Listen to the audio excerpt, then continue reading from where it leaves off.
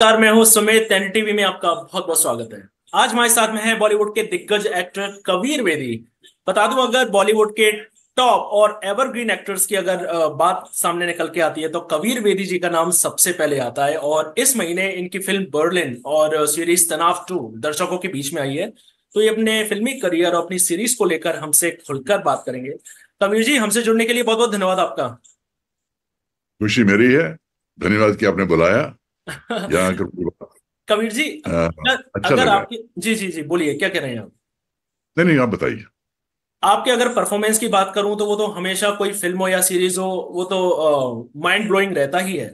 आज भी थैंक जब आप कोई फिल्म या सीरीज आप साइन करते हैं तो आप क्या देखते हैं? या तो आप अपना किरदार देखते हैं कि मेरा किरदार कितना पावरफुल है, या तो आप स्क्रिप्ट देखकर साइन करते हैं कि फिल्म या सीरीज की स्क्रिप्ट कितनी स्ट्रांग है। क्या देखकर आप ये साइन करते हैं प्रोजेक्ट कोई सा भी? देखिए, हाँ, हर एक्टर चाहता है कि उसका किरदार अच्छा हो ताकि अच्छी एक्टिंग हो सके।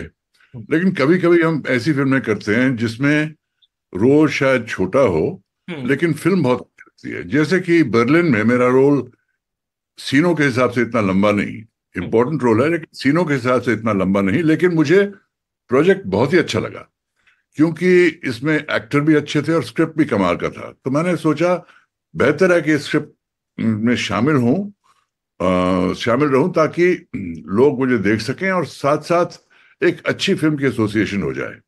और बर्लिन ने बहुत अवार्ड जीते हैं और अभी Z5 पे चल रही है। हम्म। अ, और तनाव में मेरा रोल बहुत ही अच्छा है। जी। अ, और तनाव कश्मीर में शूटिंग हुई थी उसकी, और शूटिंग के वक्त बहुत मजा आया क्योंकि स्टोरी है Indian security services versus militants जी।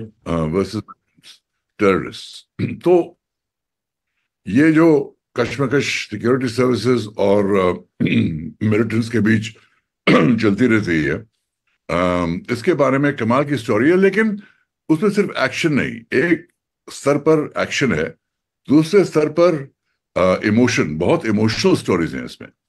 तो मुझे ये स्क्रिप्ट बेहद अच्छी लगी और कैरेक्टर भी बहुत अच्छा था। तो उसमें कोई दुविधा की बात नहीं थी। I was very happy to be part of the project.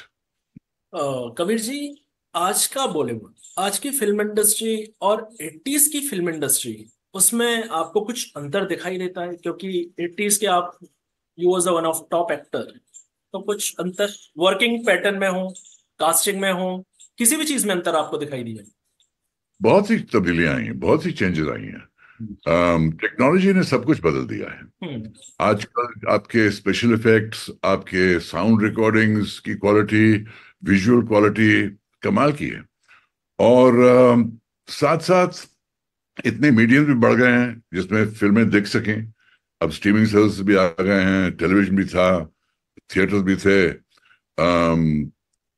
YouTube आ गया है, वीडियो बाइट्स आ गए हैं। हर तरह की एक्सपोजर्स आजकल हैं फिल्म इंडस्ट्री में फिल्म देखने के लिए। तो और सबसे बड़ी चेंज ये है, जितना स्टार कमाते हैं आजकल, उस जमाने से तो आप कंपेयर भी नहीं कर सकते। 100 फोल्ड इंक्रीज हुआ है, 100 गुना बढ़ गया है, उससे भी ज्यादा शायद, क्योंकि जमाना बदल गया है और ऑडियंसेस बढ़ गई हैं और मीन्स ऑफ डिस्ट्रीब्यूशन बढ़ गए हैं। तो नेचुरली स्टार्स को भी ज्यादा पैसा मिलता है। लेकिन जो फिल्म की रूह होती है, स्टोरी और इमोशन, वो बातें वही रही हैं। जो स्टोरीज आपको छू लें, जिनमें स्टोरीज बहुत पावरफुल हों, वो फिल्में चलती हैं।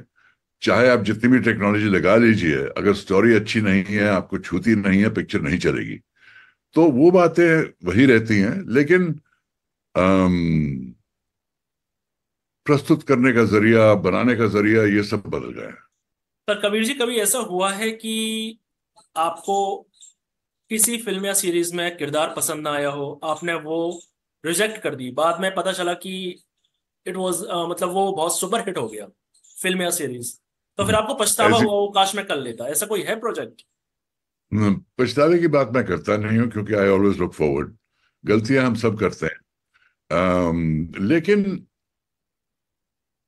क्या है, मेरा करियर जो है इंटरनेशनल रहा है।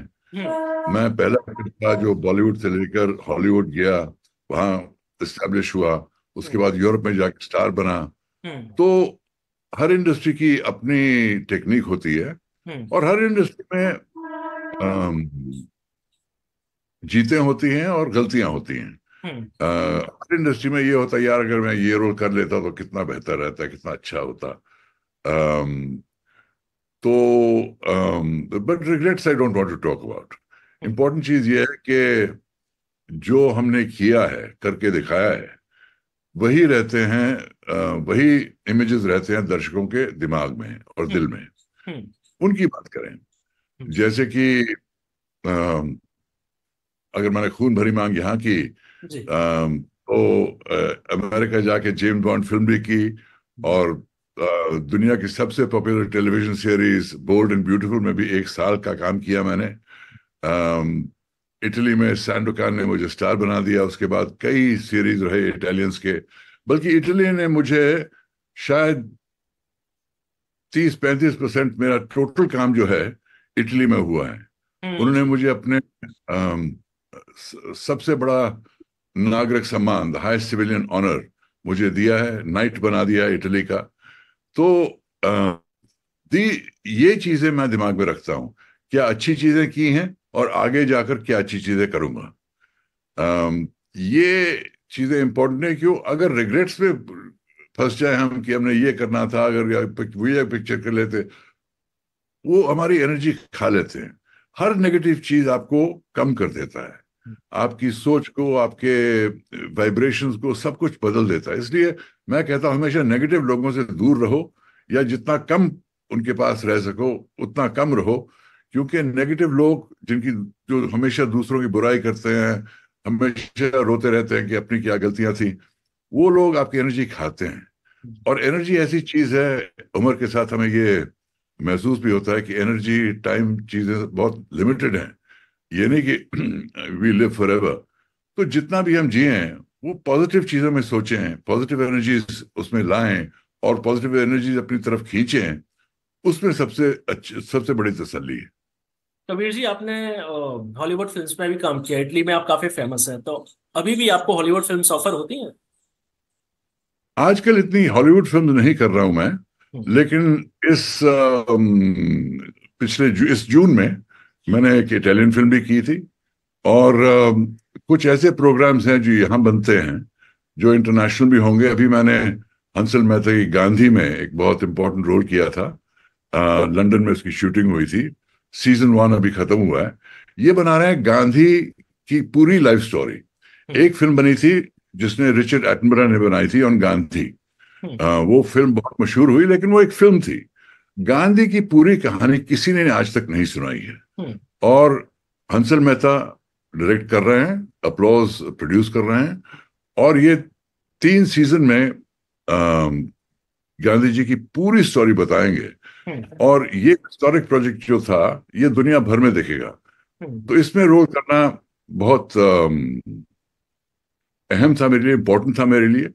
क्योंकि ये फिल्म हर जगह दिखेगी, और ये इंडियन सीरीज है गांधी पे, तो बहुत बड़ी बात है। हम्म। अम, तो ये चीजें चलती रहती हैं। इटली में मेरा काम हमेशा चलता रहता है, कुछ ना कुछ होता रहता है वहां, मुझे बुलाते रहते हैं, क्योंकि सीरीज में भी बुलाते हैं, शोज में भी बुलाते हैं। अभी इटली में उनका बिग ब्रदर शो हुआ था। अम, तो उसमें भी मैंने भाग लिया 3 महीने के लिए। तो एक और शो था, सेलिब्रिटी आइलैंड, जिसमें आपको एक आइलैंड पे छोड़ देते हैं 12 लोगों के साथ, कुछ खाने को नहीं मिलता, खाना ढूंढना पड़ता है, वगैरह वगैरह। उसमें भी पार्टिसिपेट किया, मैं सेकंड आया उसमें। हालांकि लोग मुझसे आधे उम्र के थे, और मुझसे ज्यादा ताकतवर भी थे, फिर भी I almost one that, I came second. So hmm. Italy में मैंने बहुत कुछ किया है, और आज तक करता रहता हूँ। और इटली में हर बूढ़ा, हर बच्चा मुझे जानता है। और आई से this without any sense of boasting, because आप किसी भी इटालियन से पूछें, कबीर बेदी, सैंडोकान, वो सब बताएंगे कि मैं कितना मायने रखता हूं उनके लिए। तो ये बहुत बड़ी सेटिस्फैक्शन है मेरी जिंदगी में। अम, और हॉलीवुड में मैंने कई सीरीज भी की, और Highlander, Dynasty, Bold and Beautiful, Murder She Wrote, Magnum PI वगैरह वगैरह। और वहाँ की जो एकेडमी है, Academy of Motion Picture Arts and Sciences, जो ऑस्कर प्रेजेंट करती है, उसका मैं सदस्य हूँ। So I vote every year for the Oscars. This is also very special honour for me. बहुत बड़ा ऑनर है। और अगर मैं सोचूं कि मेरा करियर जो रहा है 3 कॉन्टिनेंट्स पे रहा है और अब भी 3 कॉन्टिनेंट्स पे चल रहा है, this is a big achievement. Because क्या है, जब आपका करियर 3 कॉन्टिनेंट्स पे है तो आप हर जगह कैसे प्रेजेंट रहेंगे। अगर आप अमेरिका रहें तो इटली और बॉलीवुड भूल जाएगा आपको, बॉलीवुड रहें तो इटली और अमेरिका भूल जाएगा। और उन दिनों में सोशल मीडिया भी नहीं था। कोई जरिया नहीं था जिससे आप प्रोपोगेट कर सके कि आप क्या क्या कर रहे हैं। डाउट था कि मैं कहाँ रहूं, कहाँ प्रेजेंट करूं अपने आप को। बट आई मैनेज, किसी ना किसी तरह मैं इंडिया आता, कुछ बड़े बड़े इवेंट्स करता, तो लोगों को लगता कि हाँ कबीर है यहाँ। इटली में भी वही करता, अमेरिका में भी वही करता। This is not easy, it's not easy, because international स्तर पे उन दिनों में इंडियंस के लिए रोल्स नहीं लिखे जा रहे थे। और तो मैंने अपने एजेंट को कहा, देखो कोशिश मत करो इंडियन रोल की, आप मुझे फॉरेनर समझो। जो भी फॉरेन रोल्स हों उसके लिए मुझे आप फॉरवर्ड कीजिए, मैं ऑडिशन करूंगा, रोल जीतूंगा। सिर्फ एक फिल्म में मुझे करेक्टली उन्होंने कास्ट किया, जेम्स बॉन्ड फिल्म ऑक्टोपसी में, जहां मुझे एक सिख का रोल दिया, और मैं सिख फैमिली से आता हूं, तो करेक्ट कास्टिंग थी। बाकी अगर आप सोचें, बोल्ड एंड ब्यूटीफुल में मैंने एक मोरक्कन प्रिंस का रोल अदा किया था। दूसरी सीरीज में कहीं जर्मन, कहीं इटालियन, कहीं साउथ अमेरिकन, कहीं अफगानी। तो रोल्स मेरे इंटरनेशनल रहे हैं। And that was the only. आजकल इंडियंस के लिए और रोल्स लिखे जा रहे हैं, और मुझे प्रियंका चोपड़ा की सक्सेस देखकर बहुत खुशी होती है, क्योंकि ये रास्ता बहुत मुश्किल है, और कोई भी इंडियन एक्टर इसमें सफलता पाए, ये बहुत बड़ी बात है। और जिस स्तर पर प्रियंका पहुंची है, आई सैल्यूट हर। और उसने भी कहा है, उसने मेरी किताब लॉन्च की थी, मैंने अपनी एक ऑटोबायोग्राफी लिखी है जो अंग्रेजी में रिलीज की गई और प्रियंका ने रिलीज की, उसकी हिंदी एडिशन भी आ गई है।